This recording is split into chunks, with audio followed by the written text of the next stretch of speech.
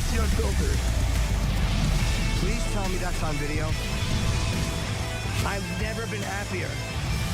I'm made for a fucking podcast. We're dangerous. Listen to me. We're at it.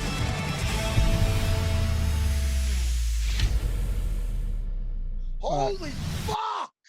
Holy fuck. Ready? And now we're back. But we're starting. We just started. That's over. Great to have you as my co-host. And if Love people want to having you. know, hey, and Jake the Mighty Ginger, leave in the yelling. Because I'm not stressed. I just gotta, this is the thing. Is that I don't think this is how we do our show every day, Jens Pulver. Little Jimmy Bird is out somewhere. He's got some business. You are my co-host. And normally I got my fucking laptop working, but Yeah. I forgot to plug it in, or I got unplugged somehow. So it was dead. I tried to plug it in. It doesn't have enough juice to get going. So I'm doing this through my phone. And we had a bit of technical difficulties, I would say, at the least. No? Yeah, Jens? there was a little bit. It was quite comedy to watch you set everything up right there. I have to tell you that. Can I say we have the great Javier Mendez in the waiting room. We're gonna bring him right in. But I'm so happy to have you here. And thank goodness I feel comfortable around. I've been around you long enough, and I know you long enough. Yes, 20, sir. know you since 2001. That I feel comfortable. So I don't get embarrassed. Right. I don't get embarrassed. I get nervous because I don't want to drop the ball. You know what it is? When No, I do the fuck other that. streams, I'm good. No. I get a little nervous. I'm like, all right, I was all attentive. Matt, I was sitting here for 30 minutes waiting. Just like sitting here, waiting in my chair, just waiting to join. I had my link ready to go. I was fired up. I'm personally, I'm embarrassed with me and my. I was so bad with my just technically, I'm so bad with my computer and my Zoom. But as far as letting anybody down in chemistry, Jens Pulver, I wish you were here. I'll give you a big hug. We're all I'll give you a hug too. As long as it didn't convert into a takedown to an armbar and all that, we're good. I'll hug you. Listen to me. I haven't seen you in person for so long. I hope that changes soon. But I want to hear now. Javier Mendez, obviously, he's cornering Islam Makhachev, who's fighting Charles Oliveira. Stylistically, a fantastic, amazing fight. Let's bring Javier in, and I got a lot of questions for him, and I'm sure you do as well. Let's party, Jens. I'm in. I'm 100% in. I can't wait to hear this.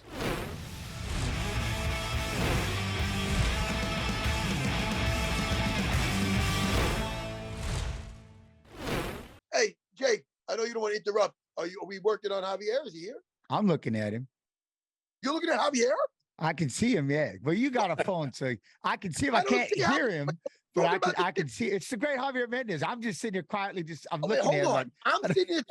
I do not see Javier. This is the effing problem with my technology. Javier, have you been here the whole time? Yeah, I've been here. Now I see you. Especially when you say start without him. Holy shit, man. I'm trying to buy time thinking you're going in.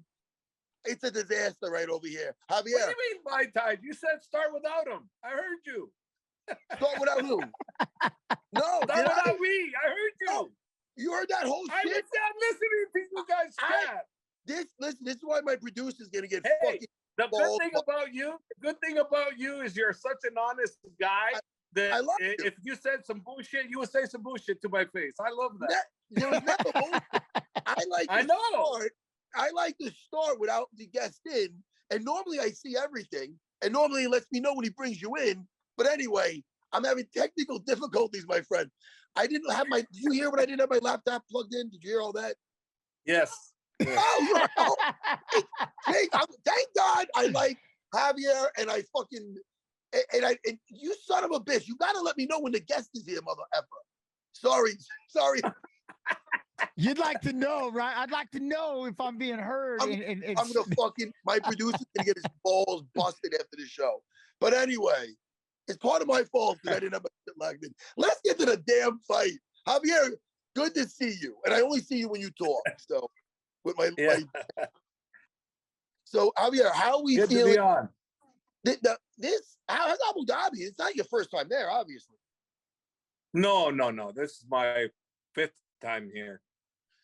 And I'm so shocked. Yeah. No, it's fantastic.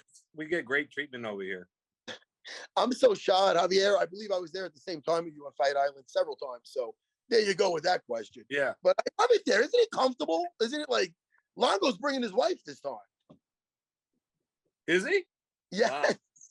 He's bringing his wife. He goes, He goes, it's now or never. He goes, what am I doing this? He goes, I'm doing this for the title fight.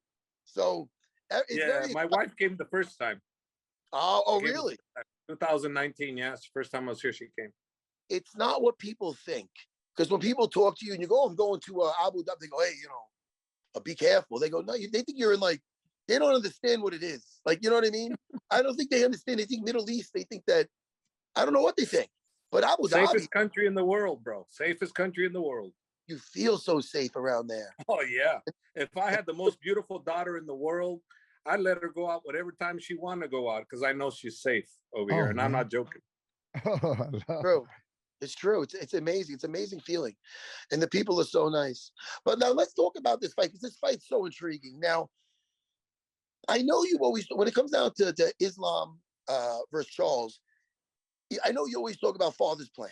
Now, we know what father's plan is. That's take him to the ground and smash him, basically. It's more to that.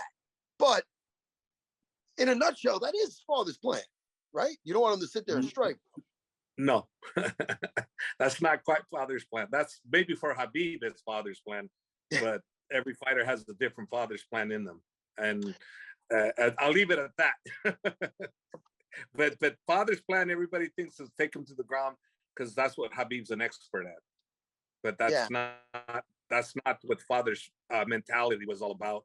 Khabib's father was a genius, and he had a certain way about him where he picked out certain things about somebody, and he was able to utilize that strength and have them fight properly to the best of their ability. So that's more or less father's plan. It isn't taking to the ground. No. No. But now, with Islam, this is what really is intriguing for me. Is every time Charles gets hurt, his defense mechanism is, all right, come play with me down here to my world. And nobody is really playing with him down here. People point out Kevin Lee. Oh, well, Kevin Lee survived. Kevin Lee did well down. I don't agree. I think Kevin Lee was fighting for his life down there. I think when I seen him grappling with him, I thought it was a slow death. But there is guys like Paul Felder and who else? Well, Paul Felder comes to mind right away, where they power through those submissions and end up working them over. Are you sleeping on the jiu-jitsu? I mean, are we? I know we have the t-shirts that's Sambo. If it was easy, it'd be called jiu-jitsu. But man, you know what I mean? Where's all my? Am I sleeping on jiu-jitsu? Absolutely not. That'd be the stupidest thing ever to sleep on jiu-jitsu because jiu-jitsu will put you to sleep.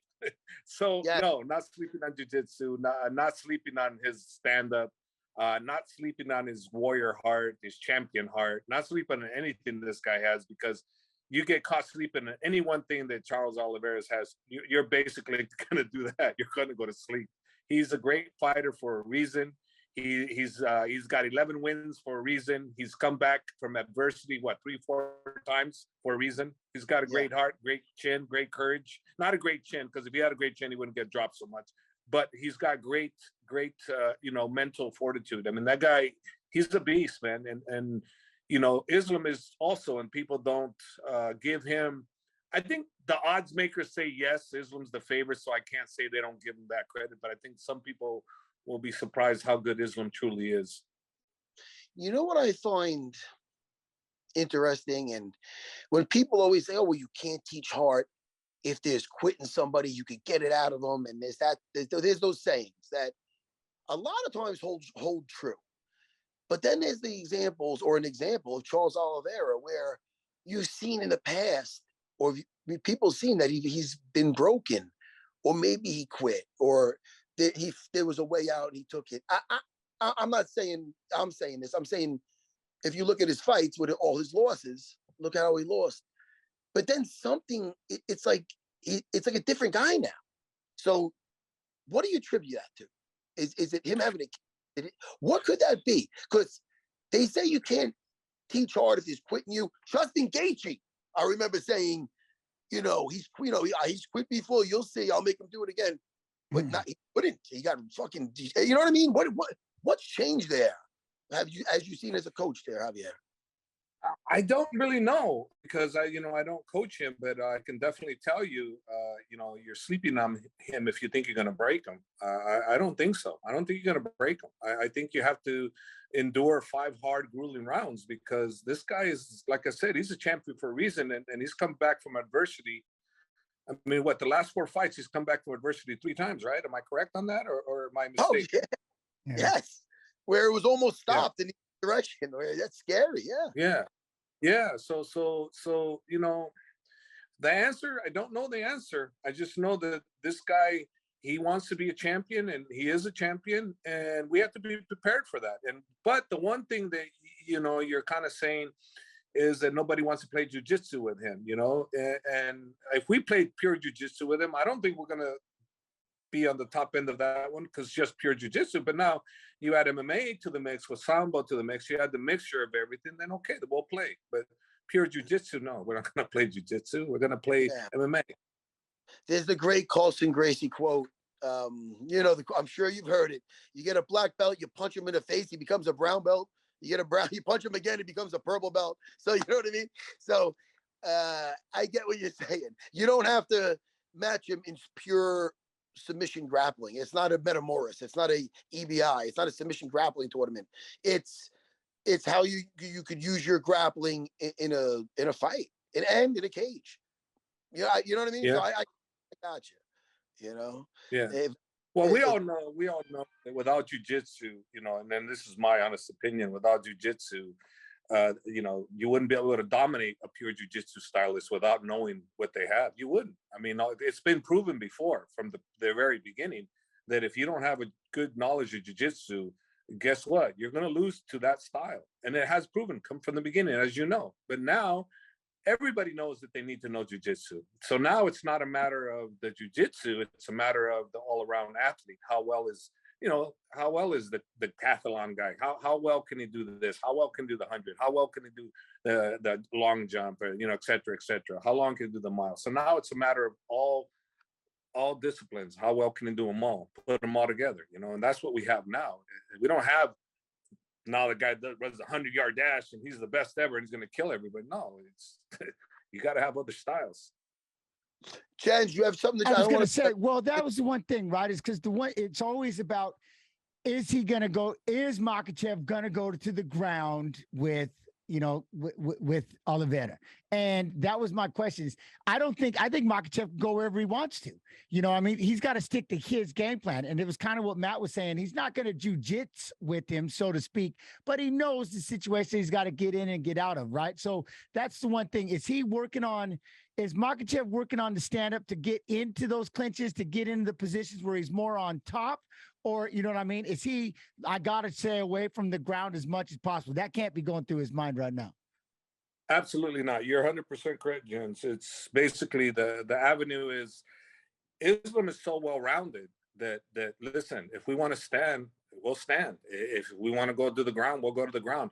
But I can tell you this, we're going to dictate, meaning Islam is going to dictate where that fight's going. We're going to decide where that fight is going to go. Now, do we see too much of a danger when we take them down? Not if we take them down, when we take them down. Do we see too much of a danger? If we do, then maybe we say we'll keep it stand-up. It's hard to say right now where we're going to be comfortable, but I can tell you we're going to control where it goes. Unless something happens, it always does. I mean, it's happened before. If you get knocked out, hey, there's zero to your credibility, which could happen. I'm not saying it can't, because it happened before. So obviously, and Charles has that kind of power and the skill set to be able to do that. I'm banking on that he's not going to be able to do that, but he can. He definitely can. And he definitely is coming in with the intention, if you take me to the ground, so what? I don't care. I'm going to submit you. And he very well could, stand up, same thing. I'm going to knock you out.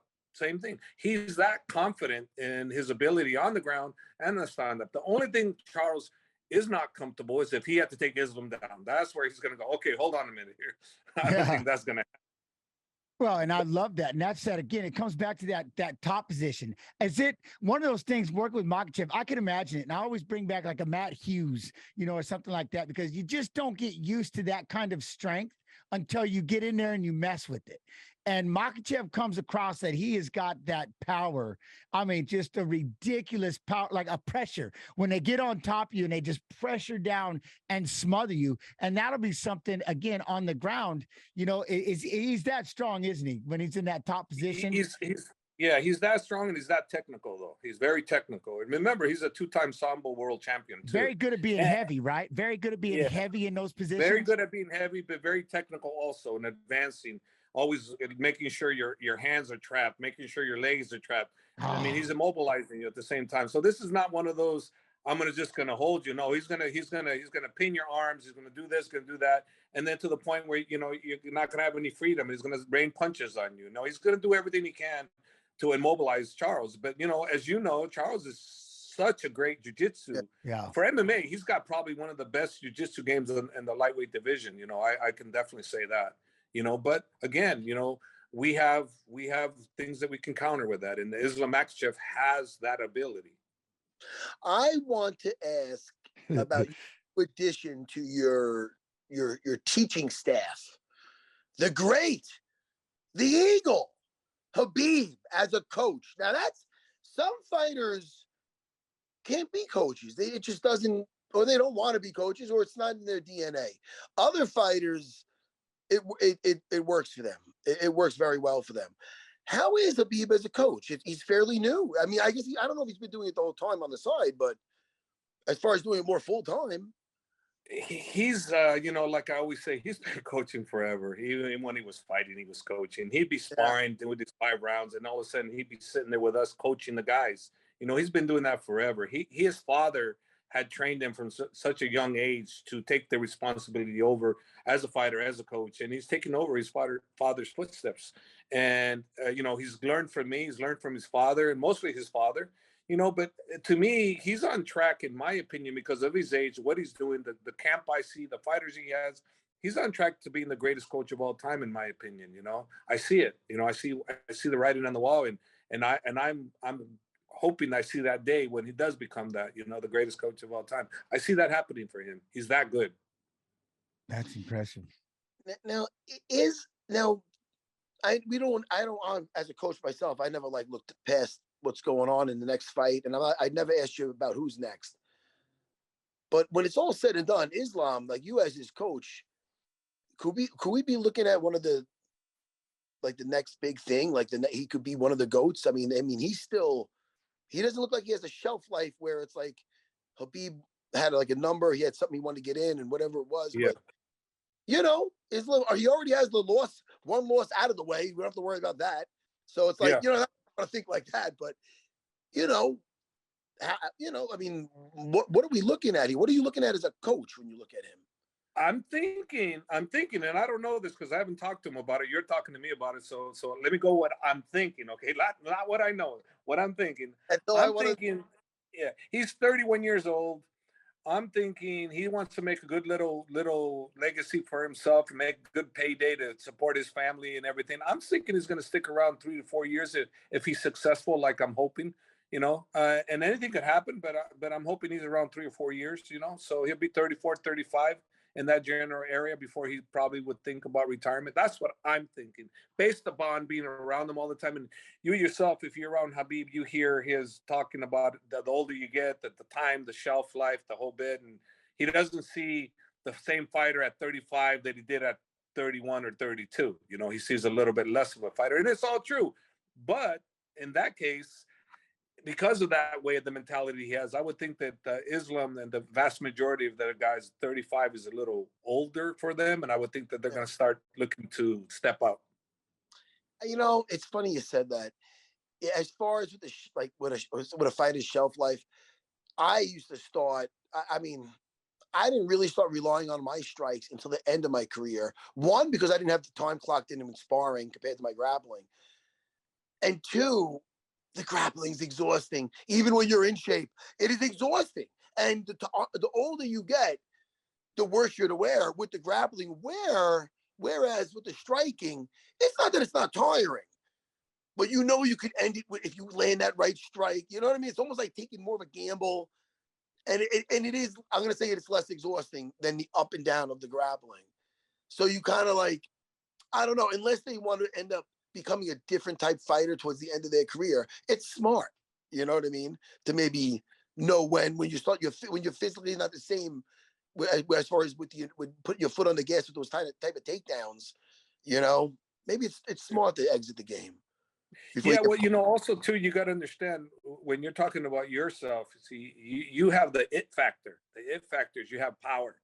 When you have that kind of power, you don't have to be a great striker. You just have to have what you got. You have the it factor. Islam doesn't have the it factor, bro. So that being the case, he doesn't have that luxury that you would have. So the older you're getting, because the last thing that's going to leave you is that power. Yeah. So you're always going to be in there, and the more you get engaged in confrontations and the stand-up, the more comfortable you're going to feel because you got the it factor. Once that it factor goes, guess what? You're going to say, hey, man, get me out of here. I don't want that. Or if somebody could take that well, the thing is this. At 35, literally 35, Frank Trigg couldn't take that it factor.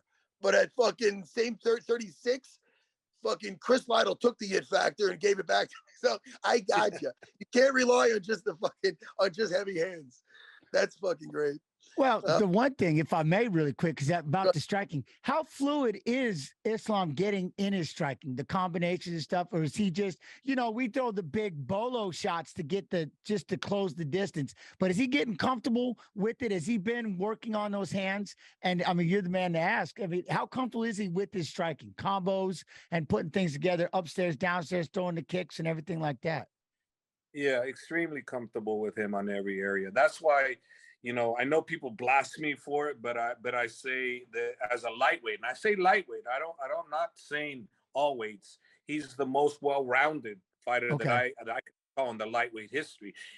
A lightweight, so that people go, oh, I go, yeah. If you want me to name all the other great ones that I think are great all the way around, Dimitri, I might say Mighty Mouse might be the greatest of all time, all around, in my opinion. And John Jones is another one. I mean, there's a lot of them, but I just use the lightweight, and I'm not saying the greatest because I say well-rounded. Okay, he can do it all, and Islam Makhachev has the whole package. He can do it all. So we're able to go with him. Like for instance, his last fight when he fought at the Apex. Okay, we were going out there. We were going to do stand-up. We're going to play the whole stand-up game.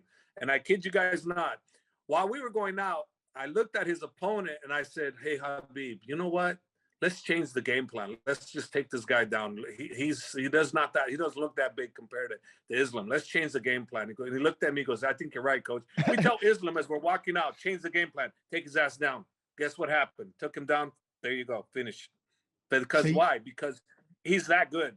I was just say because he can, right? Because he can, and for you to make a change like that says volumes about the kind of fighter you have in Makhachev. Hey, by the way, whoop, whoop, we're going to throw an audible in here. Go ahead and just smash him. Oh man, I love his timing on his takedowns, and I'm a big Kimura fan. So when I see that, I go through the roof. I get nuts. Let me ask you, Javier, only because it's been on my mind lately, and I do not believe enough people talk about it, and it's just a terrible situation. And I don't want to bring you down because I'm a positive guy, but the great Cain Velasquez, is there anything breaking on him, and is there any way we can help? It sucks that he's in California, in Northern California, because any other state, they would give him a medal for what he did, It's just we're in a state where they're out to crucify him, to be honest with you. And we'll see what happens. I haven't been home, so I haven't really got too much news on what's going on with him. But what he did, I think any one of us, being that we love our children, would do the same thing, if not more. And it's unfortunate that this has gone out. They're using him, in my opinion, as a trophy. These guys are using him as a trophy. He's big profile, so these prosecutors are doing something that I feel they shouldn't be doing. Because the vast majority of the people are for him. The people that are in the jail watching him, I see them on the street, buddy, and they're telling me we don't agree with what's going on. They don't agree. The vast majority of the people, I have not met anybody that I've met in person that tells me, "Oh no, he belongs there." They all saying the same thing. That guy don't belong in there. I do the same thing if it was my kid. It feels like it's almost like we're in an upside down, backwards world lately with a lot of things. When you look on the news and right here in New York City, you see the people, they can't get charged for under, what is it, like $850 or $900, whatever it is. So they just go into CVS's with bags and they're just emptying the things and walking out. Nobody's stopping. It's not the same thing, but people, they get arrested and they're out the same day, no bail. It's crazy. It's like, it doesn't seem, it's just backwards, you know? And it's big in California and New York. Oh, I think it froze right there. Oh, there you go. Yeah, it's depressing, man. I don't want to bring you down a little bit. Yeah. Oh, sorry. I just thought I made it so dramatic. It's okay. We're having a Yeah. Yeah, man. Well, I'm sorry. I was say you've been out there, speaking of just the way that it's connection and stuff. Are you out there? So the fight is actually in 2 weeks. So you guys are kind of getting an early jump. You got me all fired up. I'm thinking, wait a second. Are we fighting this weekend? I was like, Makhachev, it ain't this weekend. But so is that one thing, you're out there for a couple of weeks getting acclimated, Mr. Mendez? Or is that more than a couple of weeks, buddy? How long have you been out there? I've been here since September 2nd. They got here September 16th. So wait, okay, hold on. All right, so you've been out there the whole camp is there. Okay. Yeah, the whole camp was there. Yes. Oh, I love it. That's so small. Listen, as a fighter, I remember I'd go 2 weeks early to Las Vegas because I felt the difference with that altitude. No shit. I'd be exhausted. Am I not in shape? And I get acclimated. So when you're traveling to Abu Dhabi, no matter, to get there, the earlier the better, I feel. I mean, that's just. Agree. Yeah. You're 100% correct. Go ahead, Jen. Oh, the other thing I'm just going to ask really quick. I have all these questions, so I don't want to do too much. But now, what was the fear? Now, has Oliveira shown up or yet? Were we worried about him not? You know, I mean, I heard that too. Makhachev, he's already getting ready. We didn't know if Oliveira is going to make it on time or anything like that. Is Makhachev just focused, calm, and kind of relaxed from that scenario, or he's like, it is what it is? His attitude is, it's not Oliveira, it's the title, and let's face it, if he's not fighting Oliveira, he's going to fight somebody else for the title. So his attitude is, I want to fight for the title. It's nothing personal against anybody. We just want the title. And because Oliveira is not the champion anymore because of the stupid circumstances that, happened to him, he can easily change to somebody else, like what happened with Khabib, with Alaquita, He had this person, that person. So we can run into the same scenario. The most important thing and only important thing is the title. That's it. It's the title. That's number one. As you know, Jens, you're a champion. You know what's important. It's not the opponent, the title. Yep. 100%. That's what I say. And I know that he's waiting on this person, but for him, it doesn't matter who it is, right? The reality, especially when you can change him, like as he's walking out to the fight, hey, we're going to just take this guy to the ground. So that's what I was getting back to, is he's so, I mean, to have a fighter like that, just big old mold of clay that you can, guess what? Today you're this kind of fighter. I love hearing that about him, because I heard, you hear a little thing about that. If that fight didn't show up, or if Oliveira was going to have issues getting in there or whatever it was, but he just wants the belt. That's all that matters. He'll fight anybody in front of him. I love it. Correct. Yeah, and that's correct. And see, you fully understand it, because you're a fighter and you're a great fighter. So when you have a fighter it doesn't matter who he fights. Okay, now we can tell you right then and there. We can change round by round, minute by minute, second by second. We can tell you what to do. When you can do that with the fighter, that's why I'm so bold in what I say about how well-rounded he is. Again, remember, being well-rounded doesn't mean you're the best ever. Just means that you're good everywhere. And he can perform. And it's like I said, that's the one thing I think that a lot of people will start to know as we get to know Islam more, right? Is exactly like you said, what you just said is just so clutch that he can change things up. And that's why I keep kind of talking about the stand-up side of it and, and what he's going to do. And I'm just excited to see him fight and just get out there and how he's going to own this fight. You know what I mean? How he's going to take over this fight and make it his. I'm excited. And Javier, that's the goal. Yeah, go ahead. I'm sorry. Go ahead. No, go ahead. No, I was going to say, now, in the gym, in AKA, you got future prospects? I mean, how's it look? I know you got so much time you got so much on your plate. Is there a B team coming up, or what do we got going on? Yes, there's the B team, but you know, when the COVID thing situation happened, I became more the head coach for Team Khabib. So I made a deal with Khabib wherever Team Khabib goes, and he wants me to go, I'm going. So that's why I'm here in Abu Dhabi and I'm not at home. But you know, in all fairness, I have a great jiu-jitsu coach and a great MMA coach in Ron Kessler, who's the head coach at AKA. He's taking over, and he's incredible. He is unfreaking believable. He's a great coach, great mind, and he has a lot of experience, being that he was one of our fighters growing up, and now he's the head coach, head jiu-jitsu coach, and he's making all the right decisions. And I'm very comfortable and confident in him. And yes, we're developing a B team.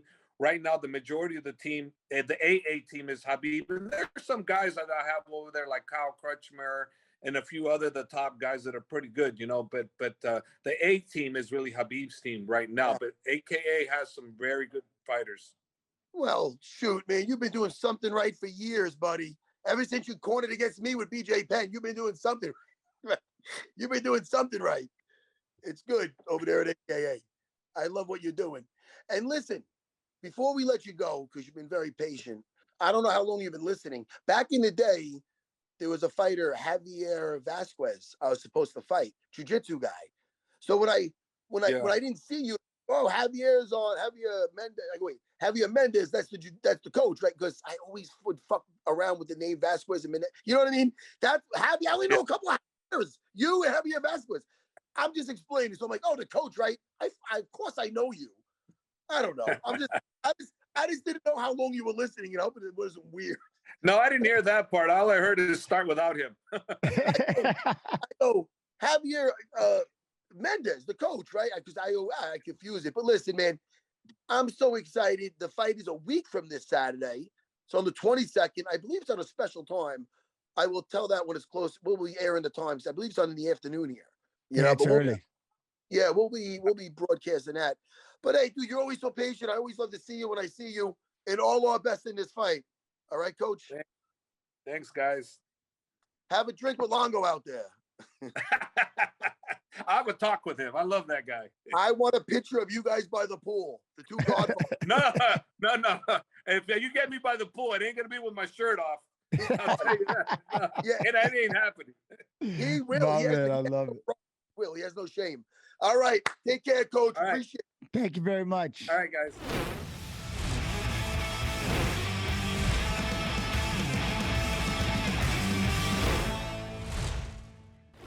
He's always fun. Yeah, that was that's ironically, that's one of the first times I've actually got to sit there and just kind of talk with him, listen to him. I mean, I know back in the day, like you said, the whole BJ Penn and everything like that. I had to, you know, that's kind of how I've known Javier, and it was cool to talk to him.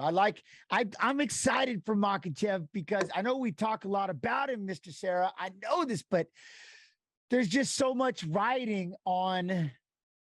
I don't know. Maybe it's just me, right? There's just so much writing on this kid. He's the Khabib 2.0 or 3.5 or whatever you want to call it. You know, what do you think when it comes to with that? There's a lot of pressure on him, but I like hearing that he's riding it. He's enjoying it.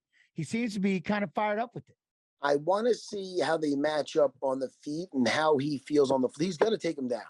Islam will take him down, and I don't think Charles is really going to fight it. Now, Charles, he's taking down some people, but when he got Justin Gaethje, he got him hurt. He got him hurt. Well, that's what I mean. That's in his back, and he took it. He doesn't have to get your back to the floor. He just has to see your back, and he's on it. You understand? Well, it's scary. Yeah, it's scary and that's the problem. When you start striking, you're just one punch away from something happening, and as fast as he can jump up on there and snatch that neck, like you said, he could be anywhere and snatch up that neck. That's the one thing that, you know, you get a little if you're rooting for Makhachev, it's like, how are you going to close that distance? And you know what I mean? And not get cracked in the process, if that makes sense. Listen, to hurt somebody, you got to be there to get hurt. You know what I mean? At the end 100%. So Charles looked like he accepts that. He accepted. He made a decision that it's going to be a do or die type of thing.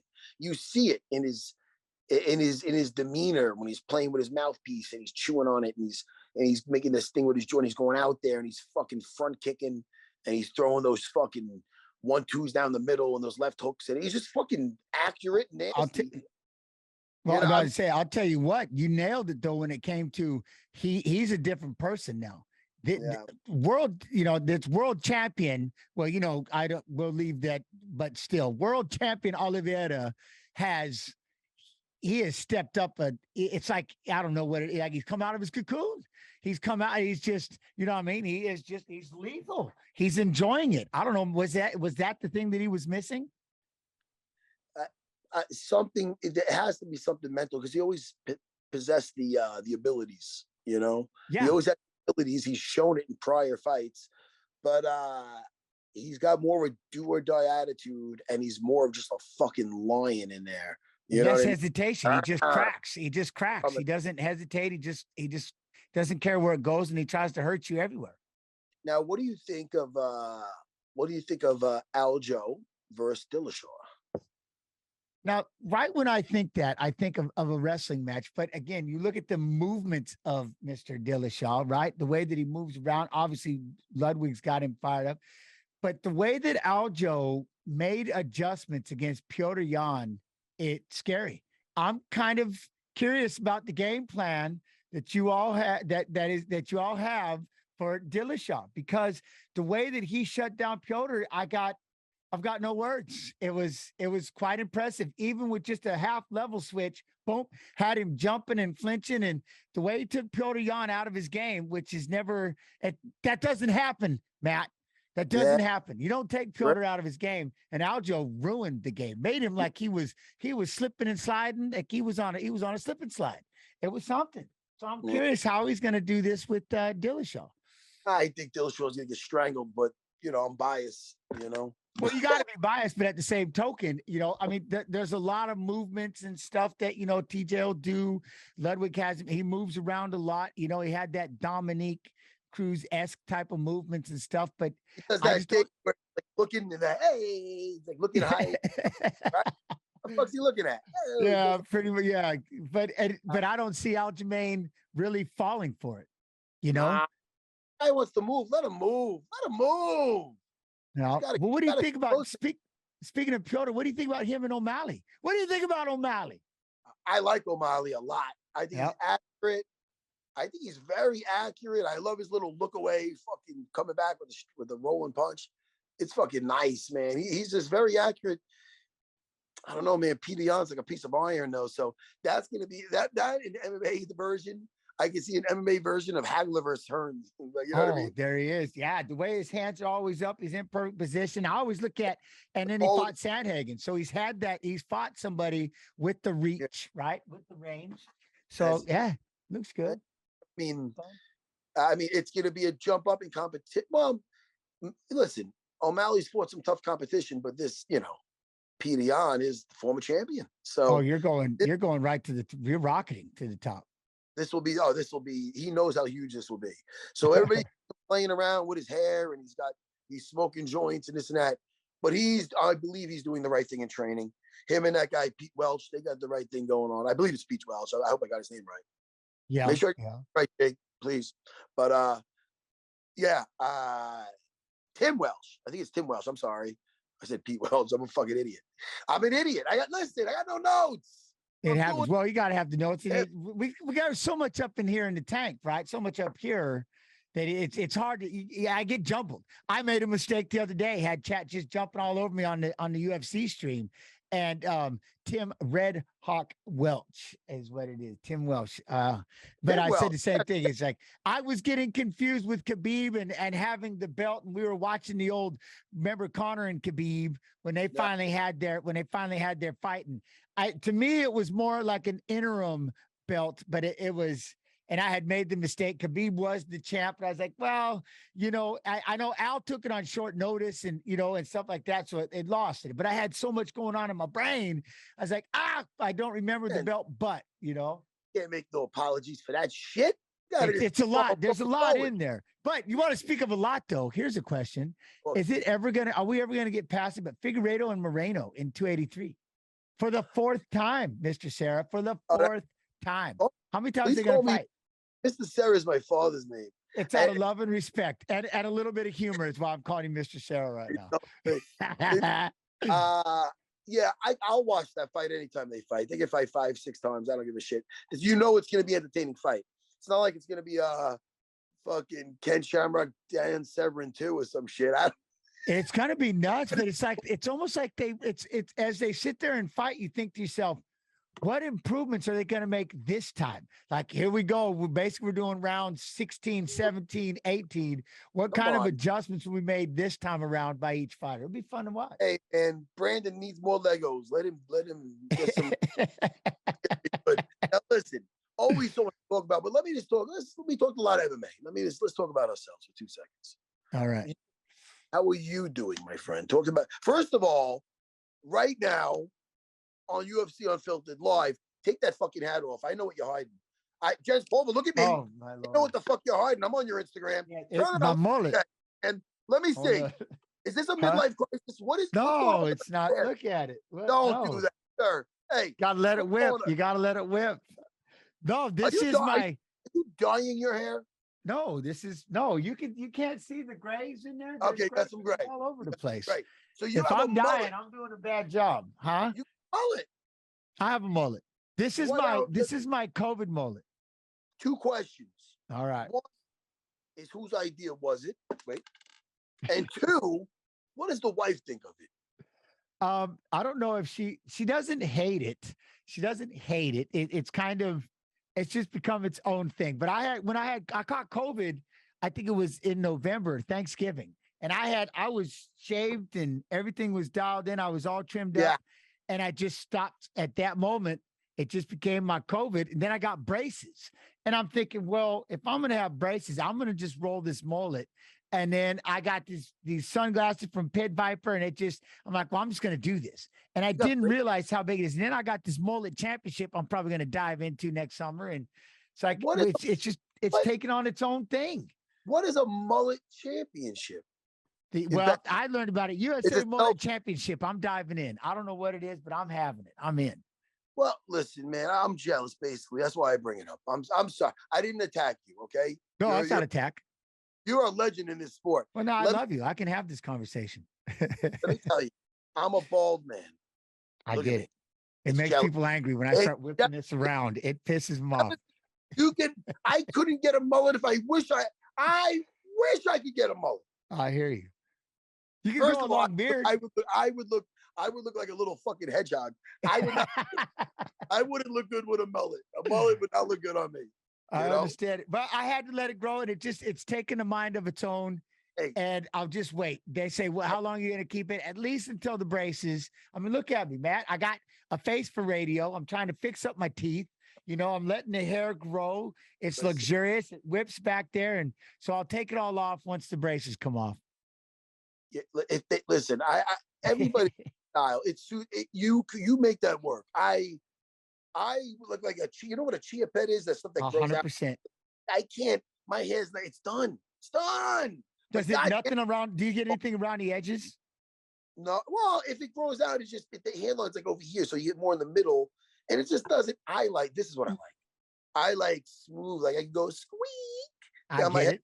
So nice. And then now, I never looked good when I was younger with a smoother baby face, but now where I'm older and rugged, look at the facial hair. I like that. I like that. The stubble. All right, listen.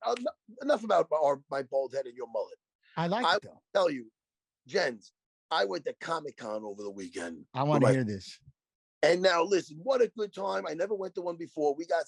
I got this big fluffy, it looked like a Santa fucking, what do they call those things? A whoopie? Not a whoopie. What do you wear like a fucking, it's just like a wool thing and it's like a hood attached to it. I don't know what you call it, but it looks so comfortable. And I like a big old robe? It's like a robe, but not a robe. It's like a fucking one-piece hoodie thing, and it goes down to like your knees. Listen, but it's Star Wars. They only had one left, and I go, it was on the Mac, and I go, I'll take that. And anyway, and then I got, my kids got some different comics, and it was a great experience. Were you a fan of comics? Oh, 100%. Okay. I love it. My 3 daughters love it. So me, my 3 daughters, my wife, right? My daughters are 13, 11, and 9. And they love it because they grew up on this stuff, you know, from the Marvel movies to the comic books. They love it. It's good. It teaches good morals, the comics, you know. So we're in, and this place is like geek heaven, you know. I love it. It's so funny because you get all these nerds dressed up, and there's nothing wrong with it. My kids dressed up. It's kind of cool. You know, nobody really judges you. But like, I don't know. You got people with their asses out. They probably shouldn't have their asses out. You know? If a regular girl, a 6 with her ass out over there is a 9 because the other girls are like horrendous. But anyway, but the more of the point is, it's a bunch of geeks, and they're my people. They know, if people know me, they know I like that kind of stuff. So it's nice where, you know, I seen a bunch of fans there and stuff, and they were nice. Like my kids were taking a head count to the people taking pictures. They were nice, and everybody's nice to me. So now keep in mind that where I'm with my family, and it all in all, it ended up being around 18 people, which is nice. It's not too much, but throughout 7 hours. My kids would do it ahead, you know. But each one was nicer than the next gens. You know that when you meet your fans, they're very nice. Yeah. So and then with my kids get to see, it's nice. Everybody's nice. So now picture that. Now I'm sitting, and it's very crowded with my middle and my youngest, while my wife went to get coffee with my oldest. And we're in the downstairs of the Javits Center in Manhattan at this Comic-Con, and it's very crowded, but we found a little place to sit. And now over here, there's a guy in the cosplay, you know? Yeah. And he's dressed like Daemon Targaryen, right? He's dressed like a Game of Thrones guy. 100%. And he's eating chicken nuggets, and he's talking to some guy that looked like the guy might be into him, the guy, a little gay guy, but it's whatever you're into, you know. They were talking, and now some nerd comes over. This little chubby nerd goes, "Oh man," he goes, "That's an awesome outfit. Can I have a picture?" The guy looks at him. The target. He goes, "I'm eating," and he goes, "Oh, I'm sorry." He goes, oh. You know, he was being a smug mother effer, and I'm like, dude, you're not really, you know, you're not really an actor or Daemon Targaryen, right? You know, this is basically Halloween for you, motherfucker. And that fact puts a picture, and you're eating a fucking chicken nugget. Why don't you put the nugget down, you fuck, and take a picture with this guy? Right or wrong? That's it. No, that's 100%. I will drop that food in a second. People are giving you their time. They wanted to go up and appreciate something, and you're going to just take a do on them. That's not good. That's horrible. It stuns you. And then my kids go, "Daddy, you were so nice to when people." I go, "Look, girls, it's one thing if you're having your meal at dinner and people come up and interrupt you when you're eating your dinner. That could be rude or something. This guy's eating a nugget, standing up, talking to some dude. It's not like, you know, it's like, hey, man, take a picture, you fucking nerd. Why'd you get dressed up for? Why?" The whole idea, right? And then why put in so much detail? It's it. I've always, the fact that they're taking their time, you know what I'm saying? To come up to meet you, and, you know, they wait in line sometimes to meet us and stuff. Last thing I'm going to say is no. You know, it's like, no way. It's a gift that people want to give you their time. I can't believe Mr. Targaryen went like that. I'd have went over there, might have had to grab a nugget. Well, you can't have any more of those local, you got to stay the public. I can't believe you'd be like the public defender, man. No. Listen, no. My thing is, I told my kids, I go, I feel like pulling that guy's wig off. They were laughing, but they know that's not the way. You know, there's a time. There's a time and a place, but that is the time and the place. You're dressed up like a cosplay fucking Targaryen in armor. And you're not going to think a guy's going to want to take a picture with you. That's what you did. What are you doing it for? 100%. Everybody should be nice. All right, but I got a question for you. Speaking of though, so speaking of kids, yes, something I want to ask you. So your daughter's doing jiu-jitsu? Yes, at your spot. How's that? How is it coaching? And I'll tell you why, because my son started wrestling. How is it coaching the juniors, your kids? You know, it's so funny that you asked that, because I never in my whole. I've been teaching jiu-jitsu since I'm 48 now, so I've been teaching since I'm like 21, you know, and I had a school since I'm 26. So I jump in here and there in the kids class to teach, but I always had that covered with other people. I didn't want to. I had no patience with a lot of the little kids and whatnot. But now that I have kids, I've never taught so many more kids classes in my life. Okay. Because I like my kids personally. It's a little selfish, but I like to get my kids. I want to make sure they're getting brought up right, and it's a good bonding thing. And I love that they're training, and they love to train. This morning, with Sensei Mikey, Queen Jitsu. This kid's great. I had him do a Columbus Day, kids were off of school. He did like a little seminar this morning. We had like 18 kids there. It's nice. It's awesome. nice. And it's fun watching them like pull it off. The thing is where I'm lucky as far as coaching my kids is that they want to do it. They actually, if they didn't want to do it, I see other parents with they're like, come on. And they're trying to it's like pulling teeth. It's not like that. My kids socially, they love the training. So I'm lucky with that. And I love that. Well, that was the thing. Cause I was always worried about being an asshole, right? And that's because you get a little intense and stuff. And my son said, hey, I'm going to start wrestling. I was, woo. But then with COVID, I wasn't allowed to go watch any of the practices, right? When he did his first junior high. And like I said, we had the situation where he was doing fine. And then he got to go up against those club kids, Matt, the ones that have been wrestling all year round. Yeah. And the club kids got him. He started getting pinned left and right in this tournament. But and it was one of those things where it dawned on me really quick. It's like, look, I'll make you a promise. I said, from this day forward, I'm going to step in and I'm going to help a little bit. And I'll put you in these gym, in this gym with these coaches. And if this is something you want to do, this will all be a memory, come next year. We're getting up to that next year will be in November. So it has been a lot of fun watching him. I'll give him this. This whole time though, Matt, he's just been training. He hasn't competed since his junior high season. It's all just been practice against, I went and found him a good gym, and I stay out of it though. See, I don't coach. I just sit there and watch practice. They got good coaches, but then I'll write notes. Well, my thing is this. I have my one of my students, Mikey, he teaches the kids class. Like I have him, that's his gig, but I'm there teaching usually at least 3 of them a week because my kids are in there. So, my other kid, my 2 oldest, they go to dance. I'm not teaching them to dance, It's one of the few things that I'm really not gens. I'm telling you, there's so much more I'm not good at than what I'm good at. And what I my life is with my kids and with everything else, I never worry about them, which any one of them, because they'll play to their strengths. Me, I'm silly and I know how to fight and I know jujitsu. And I did that to the fullest, where I could have fun and make a living like this. And still, I don't know how to I can't fucking hang a picture. It'll be crooked, but I can fucking take the back and pass a guard and take a limb off. So, you play to your strengths. So 100%.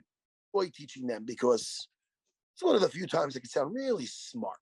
Well, that's it. I break down 20 minutes. So we do 20 minutes before he goes to practice, and I'll take mental notes on it, because I'm more about, and maybe you can get the coaches, they teach moves, but I'm more about just kind of the pushing, the pulling, the leverage behind things, and why, the setups. I want the setups and the setups.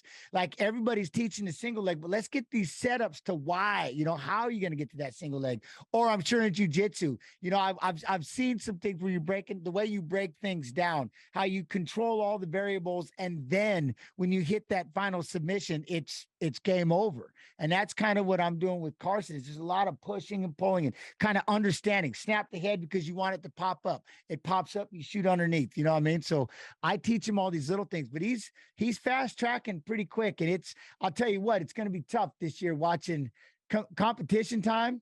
It's Daddy has It's exciting, man. And how old is he?